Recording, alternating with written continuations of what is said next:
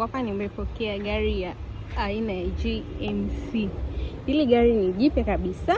Ngoja nionyeshe ndani muone jinsi lilivyo. Hili gari ni jipya kabisa kama mnavyoona, lakini mteja wetu amelileta ili tuliwekee turubai. Kama mnavyoona hapa ni before kuwa na turubai, lakini tukishamaliza kuweka turubai nitawaletea mrejesho muone jinsi itakavyokuwa. Hapa ni aina turubai, lakini kishaweka turubai tutawaletea muone mrejesho itakavyokuwa. Mabosi zetu, kama mnavyoona hapa nimepokea gari ya aina ya GMC. Hili gari ni jipya kabisa kama mnavyoona humu ndani.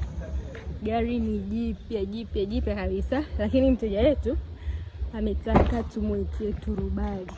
Kwa huku nyuma tunamwekea turubai. Hapa ni kabla hatujaweka turubai, iko hivi. Lakini tukishamaliza kuweka turubai nitaletea mrejesho muone jinsi itakavyokuwa. Sehemu ni moja, Sinza Mapambano kwa Dr. Nay. Jamani, karibuni sana. Pia huu ndo mrejesho wa gari letu baada ya kuweka turubai. Turubai letu limekaa hivi kama mnavyoiona, na gari letu tumelipokea asubuhi. Mpaka sasa hivi tumeshamaliza kuweka turubai. Jamani, karibia, sehemu ni moja, Sinza Mapambano, njia ya Double V Hotel. Karibuni sana.